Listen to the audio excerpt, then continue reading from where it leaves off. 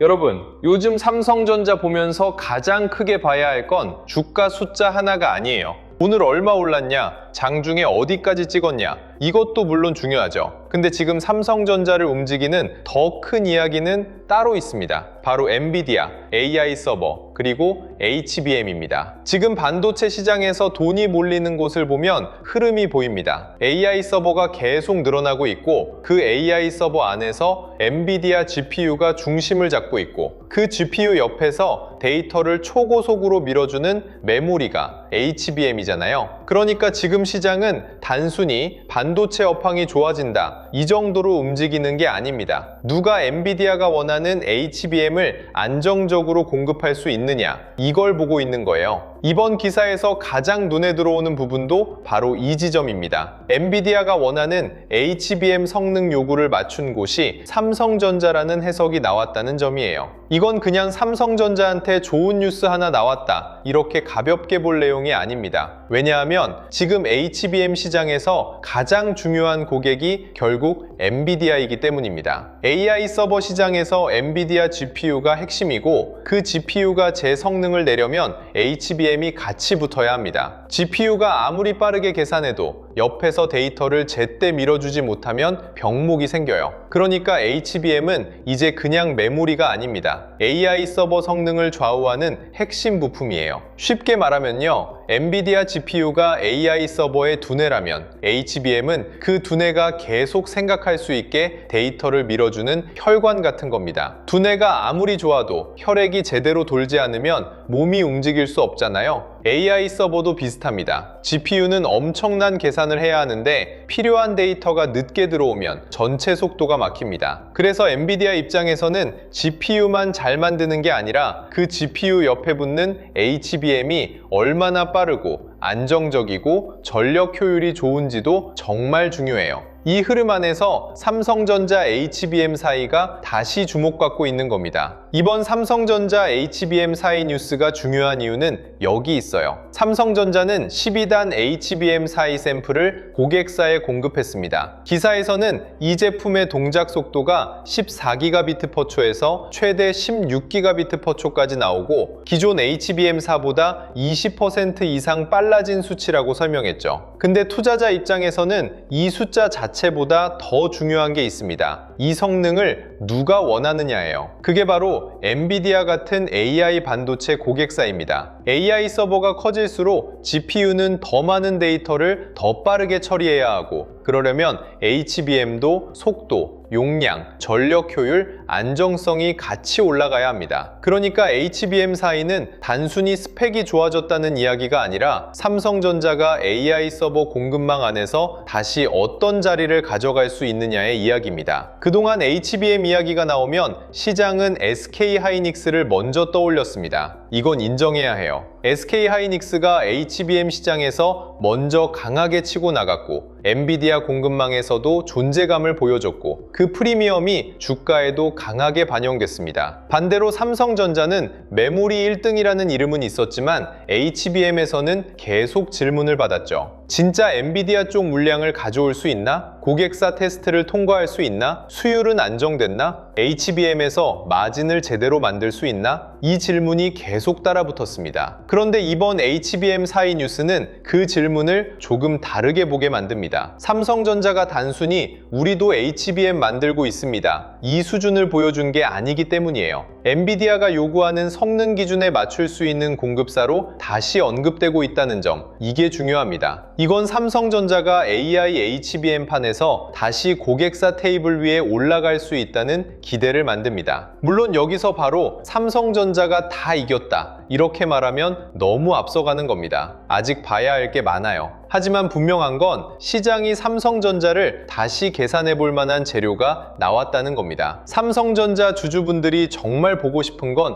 이거잖아요. 삼성전자가 HBM에서 다시 자리를 잡을 수 있느냐, 엔비디아 공급망 안에서 삼성전자의 비중이 커질 수 있느냐, AI 서버 수요가 삼성전자 실적으로 찍힐 수 있느냐, SK 하이닉스가 받아왔던 HBM 프리미엄을 삼성전자도 일부 가져올 수 있느냐, 이게 지금 삼성전자에서 봐야 할 이야기입니다. 오늘 가격이 얼마냐 보다 삼성전자가 AI HBM 공급망 안에서 얼마나 중요한 회사로 다시 올라오느냐가 더 큰 흐름이에요. 근데 여기서 조심해야 할 게 있습니다. HBM사의 샘플을 공급했다는 건 좋은 뉴스입니다. 하지만 샘플 공급이 바로 대량 매출이고 바로 큰 이익이고 바로 완전한 재평가라는 뜻은 아니에요. 샘플이 나갔으면 고객사 테스트가 필요하고 테스트를 통과해야 하고 양산 일정이 잡혀야 하고 실제 공급 물량이 나와야 하고 그 물량이 마진으로 연결돼야 합니다. 주식시장은 기대를 먼저 반영하지만 오래가는 주가는 결국 숫자로 확인돼야 합니다. 그래서 지금 삼성전자는 기대가 살아난 도가니고 이제부터는 그 기대가 실제 돈으로 바뀌는지 봐야 하는 구간입니다. 이쯤에서 수율 이야기를 쉽게 풀어보면요. 수율은 어렵게 볼 필요 없습니다. 투자자 입장에서는 그냥 돈이에요. 제품을 100개 만들었는데 정상 제품이 70개 나오느냐, 90개 나오느냐에 따라 회사가 벌 수 있는 돈이 달라지잖아요. 같은 장비, 같은 인력, 같은 시간으로 만들었는데 팔 수 있는 제품이 많아지면 이익률이 좋아집니다. HBM은 일반 D램보다 만들기가 훨씬 까다롭습니다. 여러 개의 메모리를 층층이 쌓고 그 사이를 정교하게 연결하고 발열과 전력 효율까지 잡아야 합니다. 그래서 HBM에서 수율이 잡힌다는 건 기술이 좋아졌다는 말에서 끝나는 게 아니라 돈을 더 잘 벌 수 있는 구조가 만들어진다는 뜻이에요. 삼성전자가 HBM 사이에서 진짜 보여줘야 할 것도 여기입니다. 속도 좋다, 성능 좋다, 엔비디아 요구에 맞출 수 있다. 여기까지는 기대를 만들 수 있어요. 그 다음은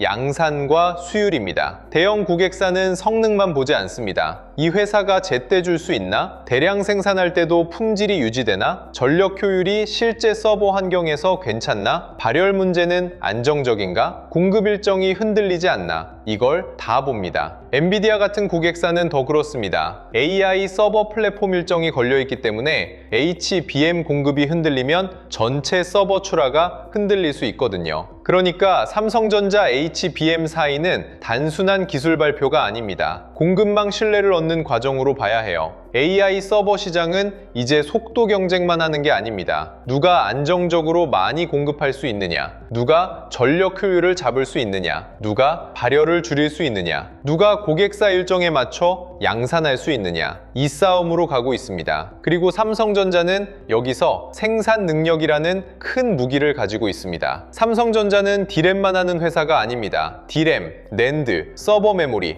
SSD, HBM, 패키징, 파운드리까지 같이 가지고 있죠. 그동안은 이 넓은 사업 구조가 오히려 무겁게 보일 때도 있었습니다. 파운드리는 TSMC와 격차가 있는 거 아니냐? HBM은 SK하이닉스보다 늦은 거 아니냐? 낸드는 회복이 더딘 거 아니냐? 이런 질문들이 따라붙었죠. 그런데 AI 서버 시대에는 이 넓은 구조가 다시 장점이 될 수 있습니다. AI 서버 고객사는 HBM만 필요한 게 아니거든요. 고성능 메모리, 서버용 D램, 낸드, SSD, 패키징, 전력 효율, 파운드리까지 같이 봐야 합니다. 이번 HBM 사이에서 눈여겨봐야 할 부분도 바로 이겁니다. 기사에서는 삼성전자가 HBM 사이와 HBM4를 개발할 때 파운드리 기술인 4나노 베이스 다이를 활용했다고 설명했습니다. HBM은 단순히 메모리만 쌓는 제품이 아니에요. 메모리와 로직이 같이 움직여야 하고 그걸 패키징으로 안정적으로 묶어야 하고 전력과 발열을 같이 잡아야 합니다. 그러니까 앞으로 HBM은 메모리 회사만의 싸움이 아니라 파운드리와 패키징까지 같이 묶인 싸움으로 가고 있습니다. 이 지점에서 삼성전자는 다른 메모리 회사들과 다른 카드를 갖고 있어요. 물론 파운드리에서는 아직 넘어야 할 산이 많습니다. 하지만 HBM과 AI 메모리 쪽에서는 메모리, 파운드리, 패키징을 함께 가져가는 구조가 다시 주목받을 수 있습니다. 이게 삼성전자를 보는 관점도 바꿉니다. 예전에는 삼성전자를 메모리 업황 좋아지면 같이 오르는 대형주 정도로 보는 시선이 많았습니다. 그런데 이제는 조금 다르게 봐야 합니다. AI 서버 시대에 HBM, 파운드리, 패키징, 서버 메모리, SSD까지 연결해서 볼 수 있는 기업. 이 관점이 들어오면 삼성전자에 대한 시장의 계산이 달라질 수 있어요. 그러니까 삼성전자의 지금 흐름은 단순히 반도체 업황 회복만으로 설명하기 어렵습니다. 엔비디아,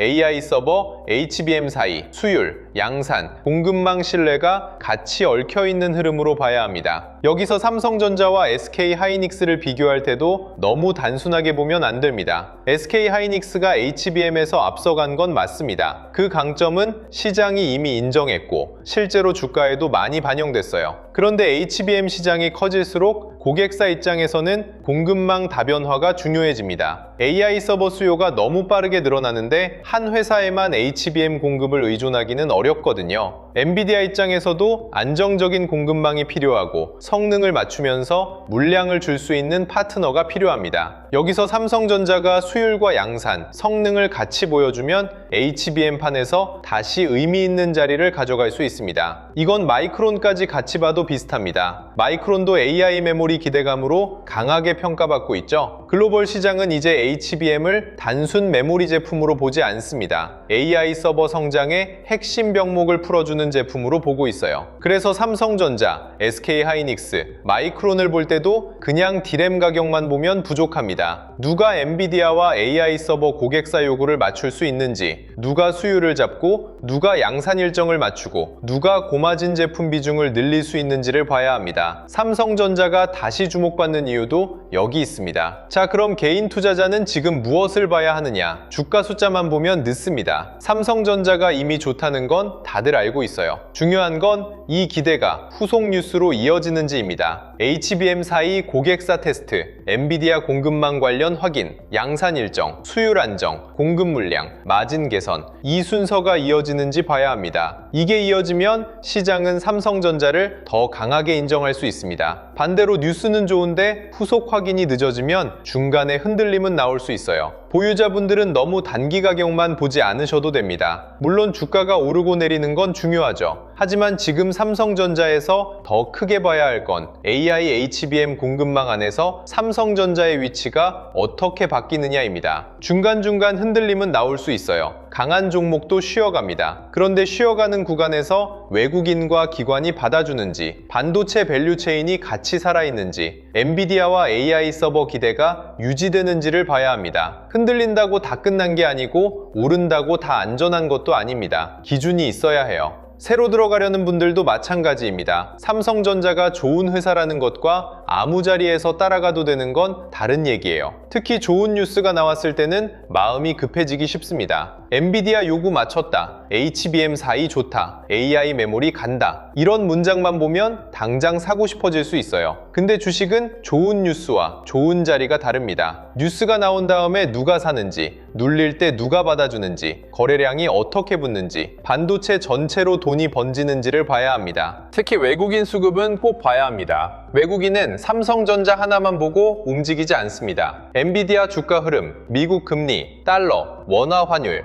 필라델피아 반도체 지수, 한국 반도체, ETF, 코스피 선물 포지션까지 같이 봅니다. 외국인 입장에서는 삼성전자를 산다는 게 단순히 삼성전자 좋아 보인다가 아니에요. 이 가격 위에서도 먹을 구간이 남아있느냐, AI 메모리 사이클이 더 이어지느냐, 한국 반도체를 다시 담을만 하냐, 환율이 방해하지 않느냐, 이 계산이 들어가야 돈이 움직입니다. 그래서 지금 시장에서 중요한 건 하루짜리 반응이냐, 아니면 포지션을 다시 쌓는 흐름이냐를 구분하는 겁니다. 오늘 사고 내일 던지는 돈은 큰 의미가 없어요. 하지만 며칠 동안 눌릴 때마다 받아주고 삼성전자뿐 아니라 반도체 장비, 후공정, 전력 인프라까지 돈이 번진다면 그건 시장이 AI 반도체 흐름을 더 길게 보고 있다는 뜻이 될 수 있습니다. 가격을 찍는 것보다 그 가격 위에서 누가 사는지가 더 중요합니다. 그리고 삼성전자만 보면 흐름이 좁게 보일 수 있어요. 엔비디아와 HBM 이야기가 커지면 그 돈은 삼성전자에서만 멈추지 않을 수 있습니다. SK하이닉스 같은 반도체 대형주도 같이 봐야 하고, 후공정, 장비 쪽도 봐야 하고, 패키징, 테스트, 기판, 소재 쪽도 봐야 합니다. AI 데이터 센터가 늘어나면 전력 인프라, 변압기, 전선, 냉각 쪽도 같이 봐야 해요. AI 서버 하나가 돌아가려면 GPU만 필요한 게 아니고 HBM만 필요한 것도 아닙니다. 전기, 냉각, 저장 장치, 네트워크, 패키징, 장비가 같이 필요합니다. 그래서 진짜 강한 AI 반도체 장세는 돈이 주변으로 번집니다. 삼성전자에서 시작된 돈이 어디까지 번지는지 봐야 하는 이유가 여기에 있습니다. 삼성전자만 오르면 대형주 반응일 수 있어요. 삼성전자와 SK하이닉스가 같이 가면 반도체 대형주 흐름입니다. 여기에 장비주, 후공정, 패키징이 붙으면 HBM 밸류체인 흐름이고요. 전력 인프라와 냉각까지 붙으면 AI 데이터 센터 전체 흐름으로 커질 수 있습니다. 그리고 코스피 거래대금까지 살아나면 증권, 금융, 자동차, 저평가 대형주까지 순환매가 나올 수 있어요. 지수는 결과입니다. 중요한 건 돈의 이동 경로예요. 오늘 이 기사에서 우리가 가져가야 할 건 분명합니다. 삼성전자는 단순히 HBM4E 샘플을 냈다는 뉴스로 끝나는 게 아닙니다. 엔비디아가 원하는 AI HBM 성능을 맞출 수 있는 공급사로 다시 언급되고 있고 AI 서버 시장에서 삼성전자의 자리가 다시 넓어질 수 있다는 기대가 붙고 있습니다. 하지만 이제부터는 확인입니다. 고객사 테스트, 양산 일정, 수율, 공급 물량, 마진, 그리고 외국인 수급. 이 흐름이 같이 맞아야 삼성전자는 단순 기대를 넘어 실적 재평가로 갈 수 있어요. 삼성전자는 지금 AI HBM판에서 다시 중요한 카드를 들고 있습니다. 그 카드는 단순한 기술 발표가 아니라 엔비디아가 원하는 성능, AI 서버 병목을 풀어줄 HBM4E, 그리고 삼성전자의 생산 능력과 파운드리, 패키징 역량이 같이 묶인 카드입니다. 이 카드가 실제 고객사 테스트와 양산, 수율, 마진으로 이어지면 삼성전자에 대한 시장의 눈높이는 더 올라갈 수 있습니다. 반대로 기대만 있고 숫자가 늦어지면 중간 흔들림은 나올 수 있습니다. 그래서 지금은 흥분보다 추적이 필요합니다. 삼성전자 HBM4E 뉴스 하나만 봐도 엔비디아,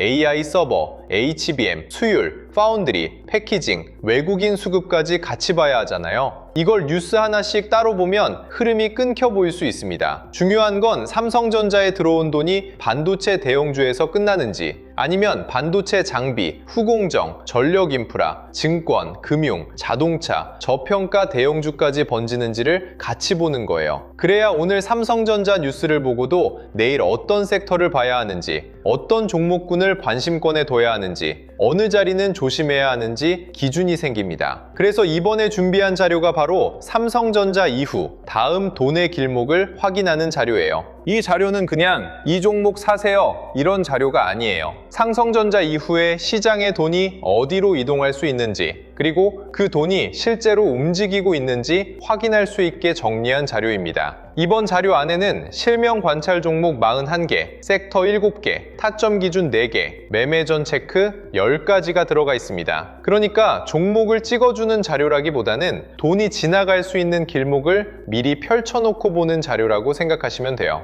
먼저 실명 관찰 종목 41개는 삼성전자 이후에 돈이 이동할 수 있는 후보들을 정리해둔 겁니다. 삼성전자 뉴스가 나왔다고 삼성전자만 보는 게 아니라 그 돈이 SK하이닉스 같은 반도체 대형주로 이어지는지, 한미반도체나 HPSP 같은 장비주로 번지는지, 리노공업, ISC 같은 후공정 쪽으로 움직이는지, HD 현대일렉트릭, LS일렉트릭 같은 전력 인프라까지 확산되는지를 같이 보는 거예요. 이걸 미리 정리해두지 않으면 뉴스가 나온 다음에 급하게 찾게 되고 그때는 이미 많이 오른 자리에서 따라가게 될 수 있거든요. 그래서 실명 관찰 종목 41개는 무조건 이걸 사라가 아니라 돈이 지나갈 수 있는 길목을 미리 확인하는 용도로 보시면 됩니다. 그리고 섹터 7개도 같이 정리해뒀습니다. 반도체 대형주, 전력 인프라, 반도체 장비 소부장, 후공정 패키징, 증권 금융, 자동차, 자율주행, 저평가 대형주,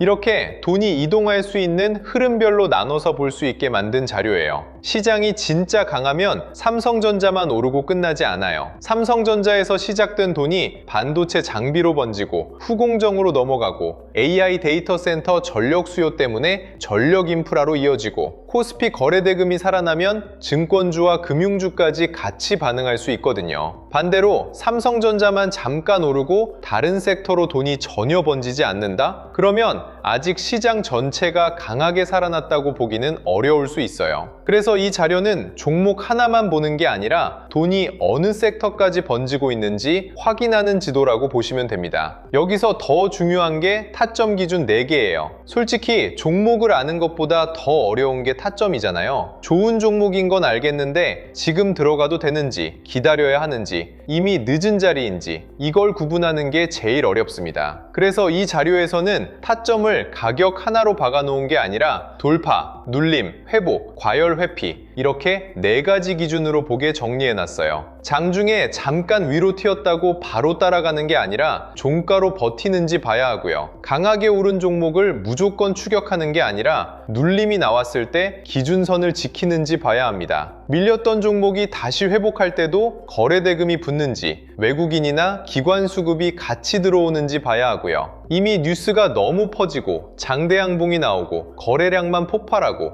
윗꼬리가 길게 남으면 좋은 종목이어도 당장 따라갈 자리는 아닐 수 있어요. 그리고 매매 전 체크 10가지도 꼭 봐야 합니다. 사실 손실은 종목을 몰라서 나는 경우보다 기준 없이 들어가서 나는 경우가 훨씬 많아요. 뉴스 보고 급하게 들어가고 이미 많이 오른 자리에서 따라가고 비중을 한 번에 크게 넣고 손절 기준 없이 버티고 나중에는 내가 왜 샀는지도 기억이 안 나는 경우가 많잖아요. 그래서 이 자료에는 매매 전에 반드시 확인해야 할 체크리스트 10가지를 넣어놨습니다. 내가 뉴스에 끌려 들어가는 건 아닌지, 이미 너무 오른 자리는 아닌지, 거래량이 붙고 있는지, 외국인이나 기관 수급이 들어오는지, 섹터 전체로 돈이 번지고 있는지, 손절이나 비중 축소 기준이 있는지, 한 번에 비중을 너무 크게 넣는 건 아닌지, 분할 진입 계획이 있는지, 내 투자 기간이 단기인지 중장기인지, 나중에 복귀할 수 있는 매매인지, 이걸 매매 전에 한 번만 체크해도 감정 매매를 많이 줄일 수 있어요. 내가 지금 사고 싶은 이유가 진짜 돈의 흐름 때문인지 아니면 뉴스 제목 보고 마음이 급해진 건지 한 번 걸러낼 수 있거든요. 그러니까 이 자료를 받으시면 처음부터 41개 종목을 다 보려고 하지 마세요.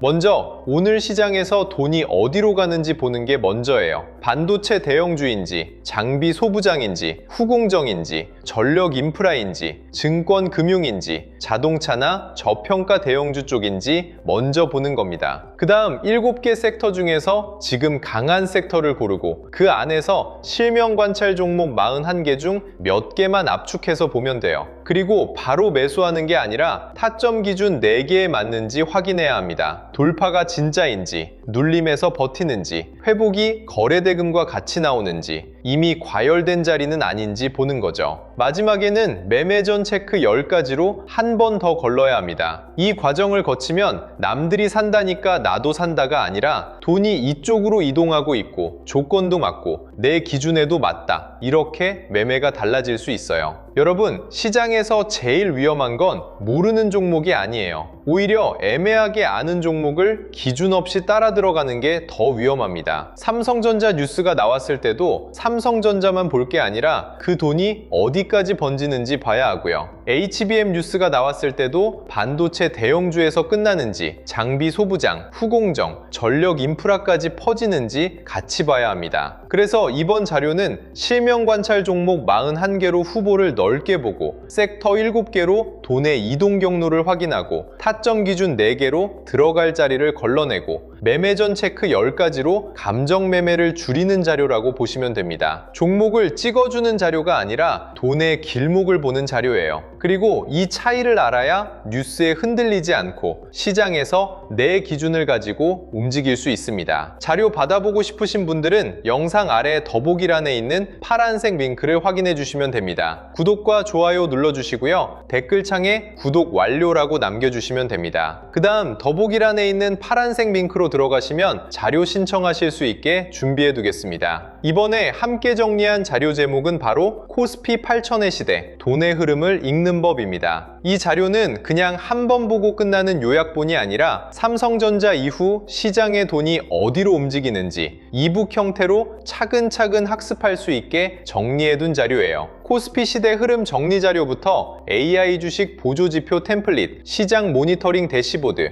AI 종목 스크리닝 리스트, 투자 체크리스트와 원칙 카드, 섹터 테마 분석 자료, 실전 매매 기록 템플릿까지 함께 정리해 드리겠습니다. 그리고 더보기란에 파란색 링크가 여러 개로 나뉘어 있다면 본인이 원하는 자료에 맞는 링크로 들어가 신청하시면 됩니다. 시장 전체 흐름을 먼저 배우고 싶다면 코스피 8000의 시대, 돈의 흐름을 읽는 법 자료를 보시면 되고요. 매매 기준을 잡고 싶다면 투자 체크리스트와 원칙 카드, 실전 매매 기록 템플릿 쪽을 보시면 됩니다. 종목을 혼자 압축하기 어렵다면 AI 종목 스크리닝 리스트와 시장 모니터링 대시보드를 같이 보시면 좋아요. 섹터 흐름을 보고 싶다면 섹터 테마 분석 자료를 확인하시면 됩니다. 중요한 건 지금 뭘 사야 하지가 아니라 돈이 어디서 시작해서 어디로 이동하고 있지를 보는 겁니다. 그 흐름을 이북으로 하나씩 학습하실 수 있게 준비해뒀으니까 필요하신 분들은 더보기란 파란색 링크에서 원하는 자료에 맞게 신청하시면 됩니다. 오늘 영상은 여기서 마치고요. 다음 영상에서는 삼성전자가 엔비디아가 원하는 HBM 성능을 실제 고객사 테스트와 양산으로 연결할 수 있을지, 그리고 AI HBM에서 시작된 돈이 반도체 장비, 후공정, 전력 인프라까지 어떻게 번질 수 있는지 더 자세하게 짚어드리겠습니다. 삼성전자의 흐름은 분명 좋습니다. 이제는 그 좋은 흐름이 뉴스에서 끝나는지 아니면 수율, 물량,